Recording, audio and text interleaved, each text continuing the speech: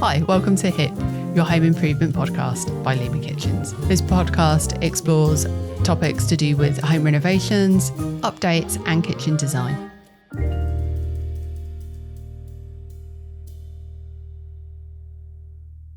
So, trends in 2025. I'm going to leave that to you to kick off. What do you think the trends it's completely on the spot. The trends of 2025 and moving into 2026 are kind of looking like?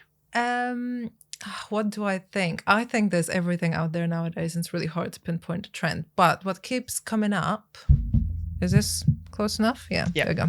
I just feel like I need to slouch for it. Sorry, I was going to stop touching it now. I think what keeps coming up now is earthy tones, mocha colors, sagey greens, natural materials, chic and put together, but not minimalist anymore. People want to have a house that feels lived in, that feels natural, that feels close to close to Mother Nature. It's probably because life has gotten a bit artificial lately, in a way. Social media, polyester, etc. And you sort of want to feel that touch to nature again, even if it's just like a sagey green or a brown wall. I think is that the correct answer, boss? I think that's all really, really fair and definitely something that's happening. As you know, I have a slight aversion to brown. The little eye roll. Because you worked in interior design last time it was in. Yeah, completely. I'm like, not again. And cashmere. But it works so well. I know you do. Yeah. But cashmere does work well, and it's really soft, and it's definitely having that kind of resurgence at the moment. All the taupes and minks and Yeah, and I'm loving the greens that are out there. Blues have kind of died off a little bit, I think. And greys. Thank God. Yeah. We are still doing grey kitchens, and they do look lovely. But when you've been designing them, I mean, you've been doing them the whole time you've been in the industry. It's been grey with a white worktop. So it's just nice to feel like there's something fresh and something different to kind of think about, I think. Yeah, a bit more softer as well. Yeah. Because grey can be quite masculine. Yeah, definitely. Is that the right word to use? Yeah. Yeah. I think warmer tones as well are becoming a big kind of part of interior design, the warmth. Yeah. Having said that, though, you crack open an issue of Home and Garden, which I absolutely love leafing through, and then you see all these insane eclectic designs full of so much color and pattern and just like layers upon layers upon. I mean, you do get your minimalistic sort of Scandi Japandi sort of, earthy tones, whatever. But you get these like wild things, which is my personal, favorite thing in the world. And I'm just there like, why don't these clients come through the door? And I don't know why that is. Why do you think that is? I think that's because people are scared about the resale of it and being judged. There's a great term out there and kind of drive for people to stop renting from the future owners and to do what they love. Love that. It doesn't matter what you put into your home. It could be as kind of standard and timeless and classic and still not be the next person's taste. I think if you've got a functional workspace that can be lived in and is clean enough for people to move into and feel comfortable in, then you're going to be able to sell your house, even if it's not to someone's taste, because you don't know who that next person is going to be and what their taste is going to be. How many times have you had people come in and go, they've just put a kitchen in, but it's just grey everywhere and I need to just get rid of the grey? Yeah, so many times. And that happens with other colours. It's not just grey. It's happened with ivory and black granite worktops and all of those things. Those trends have gone throughout the 20 years that I've been in the industry, and just evolve into other things. So I think there's an element of that, and also an element of people scared that they're going to get bored of a colour or go off it. But I also think if you if you love it, if you actually really love it, Exactly. you're very unlikely Yeah. to go of it. Exactly. If green has been your favorite color since you were 5, then chances are you'll still love your green kitchen in 10 years' time. Yeah, Exactly. absolutely. Yeah, you don't have to go with grey just because that feels safe. Because then you just hate it from the moment it's already in there. You'll be like, eh. Yeah, it's nice. Like, yeah, but do you want a when you're kind of spending so much money? Yeah, and so much of your time, because the big upheaval. Big upheaval to change your kitchen. Oh, I meant time as in the time that you spend in your kitchen and moving forward. But yeah, the upheaval and the stress and the dust and the allergies from the dust and all of that kind of thing as well. So you mentioned the word timeless, and timeless in design, like you hear that a lot, especially with kitchens. People are like, oh, I want a timeless kitchen. And usually they mean something like an in-frame Edwardian. See me there, my body language. Yeah, sorry. Anyway, relax. That's so hard to pinpoint nowadays because you write timeless on Pinterest and then you have like 60 different styles that come up. What do you think is the right approach to this? When someone comes and says timeless to you, what do you think first? What would you do? I think that is blurred these days and it needs more questions asked, because some people will see timeless as Edwardian. Some people will see it as a shaker kitchen in a muted colour. Some people will see it as a handleless kitchen, you know, the very sleek Germanesque kind of feel to it. Other people will look at a shaker kitchen and say that's outdated and it's not contemporary enough. Other people will look at a handleless, sleek kitchen and say it's too contemporary, it's not timeless enough. So it's objective these days as to what that classic timeless feel is. And it's just, it needs more discussion about what people mean. It's really hard. I think if we were in a kind of environment where we only did this type of kitchen or this type of house, it would be a lot easier to pinpoint that. But because we are so broad in what we offer, and we are very versatile and adaptable, it's really hard to really answer that clear cut. I don't know if you'd agree. No, I absolutely agree. Yeah, I don't really know what timeless means because that's so subjective to when you were born, what you've seen, what kitchen your parents had. Even between us, you've put things together and I've gone, oh no, flashbacks. Yeah. My checkered flooring. But where in the world you've come from? Massive one. Yes. Yes. And we have people from all over the world come to us, and understanding those cultural differences and terminologies and viewpoints all have an impact as well. To that, so I come from a country that used to be part of like a socialist bloc, and brown was a big color. Brown wood, brown tiles, brown bed sheets, brown tables, everything brown. Don't know why. Please tell me there's a doily though. Always a doily. Oh, I love a doily. I love a doily. Bring back a doily. And no, now living in the UK, having lived here for like the past 6-7 years, I'm so in love with doilies. But when I used to like back home, I was like, oh, doily, gross, you know. Now I have them like, you know, hand knitted for my grandma. I'm like, oh, lush. That's luxury. Anyway, yeah, absolutely. We may have just like pushed a whole realm of people to stop listening. Oh my God, they like doilies. Oh no, well, they have their time and place, but I don't think they should be discarded. Yeah. Oh, or is this it? Are doilies making a comeback? They're absolutely making a comeback. Depends on the design. Yeah. There's different styles, as you know. But anyway, so I had these like new sort of Tiffany style pendants that I got. They're not actual Tiffany. They're like from like some random shed company. Anyway, I had them put in my corridor and I was so happy about it. And I showed one of my friends back home and I was like, look at these amazing chandeliers. And she was like, ew, that's like my nan's. And I felt like that's the moment I was like, okay, I've lived here long enough to know a bit more about sort of trends here and how things feel like. But at the same time, it's so difficult sometimes because I'll show you something that I think is just the bee's knees. And then you'll be like, ew, that's like my nan's house. And then, do I just have bad taste? Is that what it is? I didn't want to break it to you. No, but it's just understanding that. And I think that's one of the good things about the way that we work in that kind of collaborative thing. We all have our own projects and we all work with our own clients, but being able to sit down and go through the designs and do you think this is hitting this brief? Is this okay? Are they working together? Did I get carried away? Yeah.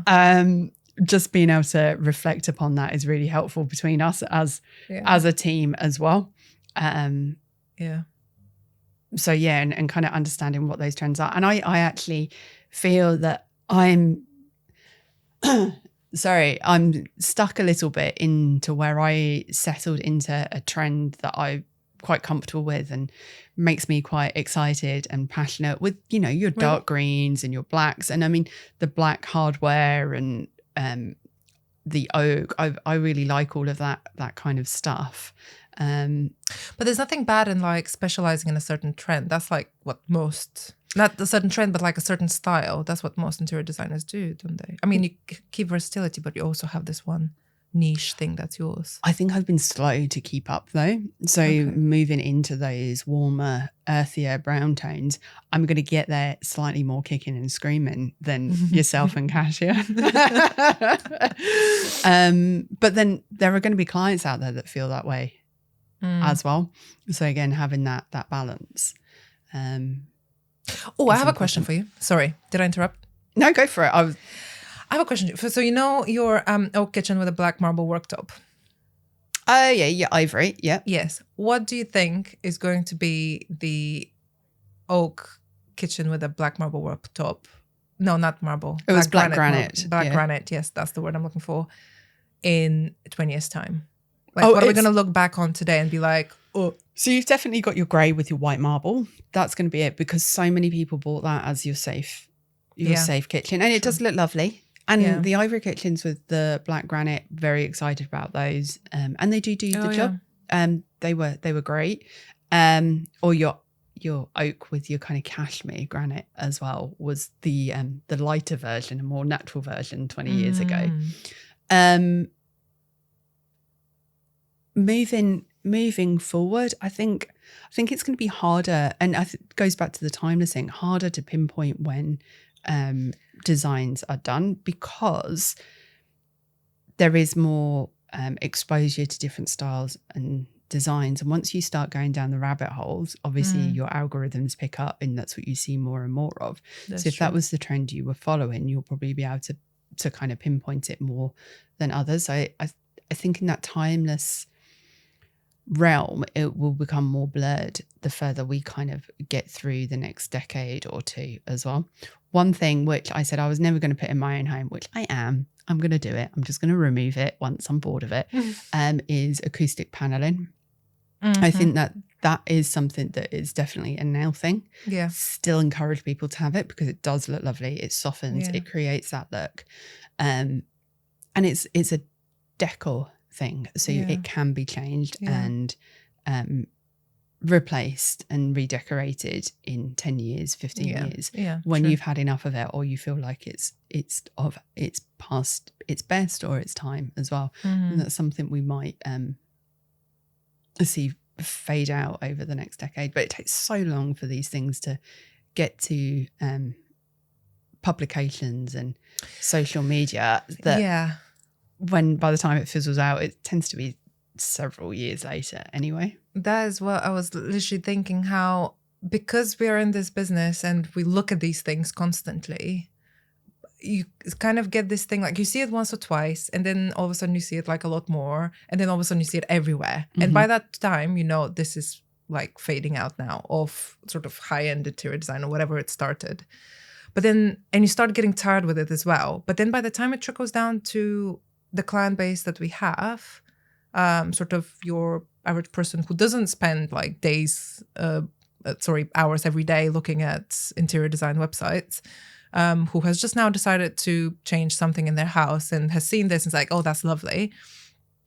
By the time it trickles away from them, as you said, it's been a few years and you're just like, I can't do this anymore. I can't do another acoustic panel or Yeah. anything. Or another grey kitchen with white Another marble. grey kitchen, yeah. But actually, for that client who's walked through a door, it's the first time they've seen it. They're like, "Oh, fantastic! Yeah. I want that." Yeah, absolutely.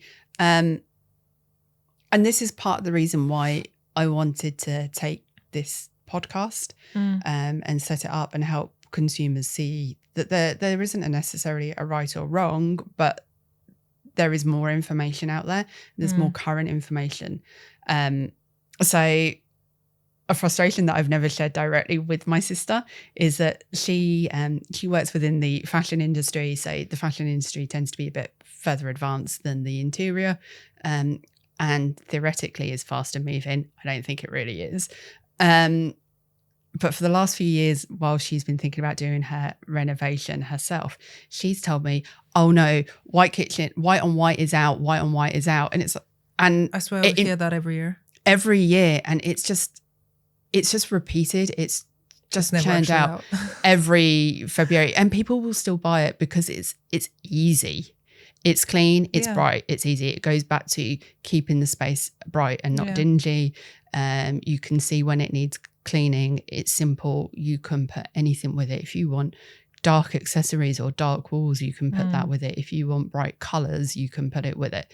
It's can just look organic. versatile. It can look expensive. It could look anything you want it to look. It can just blend in. Yeah, or that. It could just completely nothing. Corner. Yeah. Yeah. And everything else around it is what's taken center place.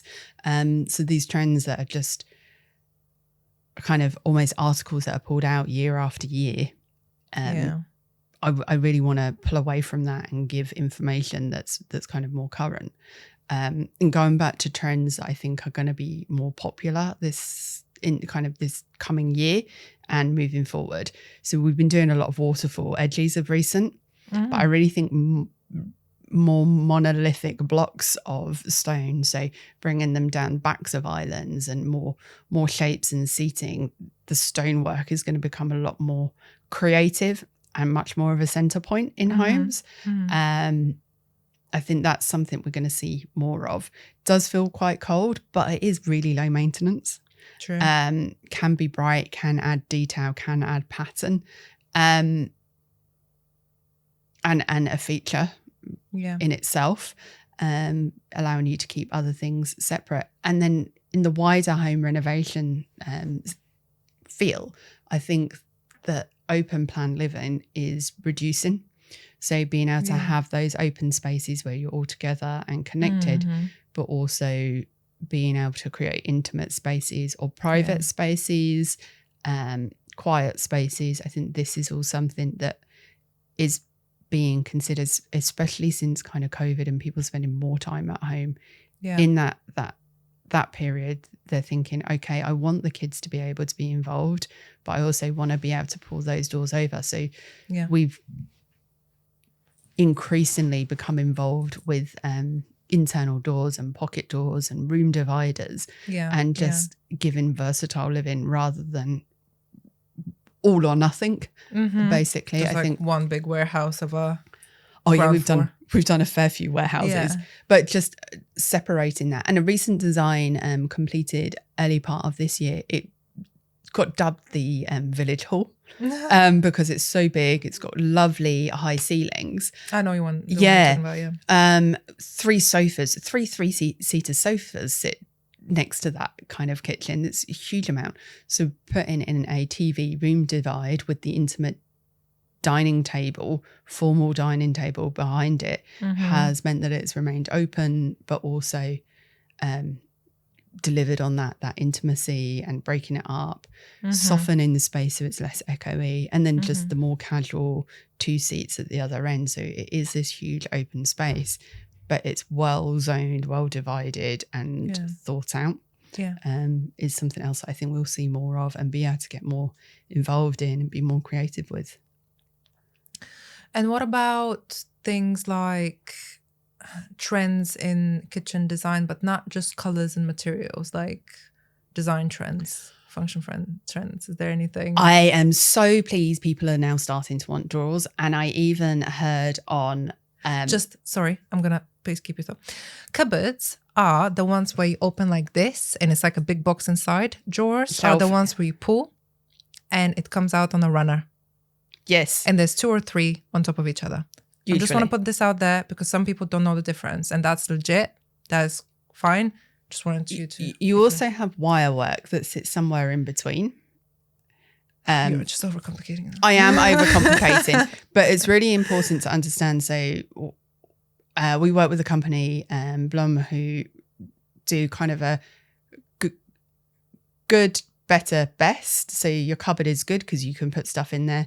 Better is your wire work because you can access it. But there tends to be durability and weight limit issues comparatively to what is marked as the best of the drawers. Yeah. Because you can pull them out individually. You can put anywhere between 40 and 75 kilos, depending on the kind of runners of the ones we do, into that drawer.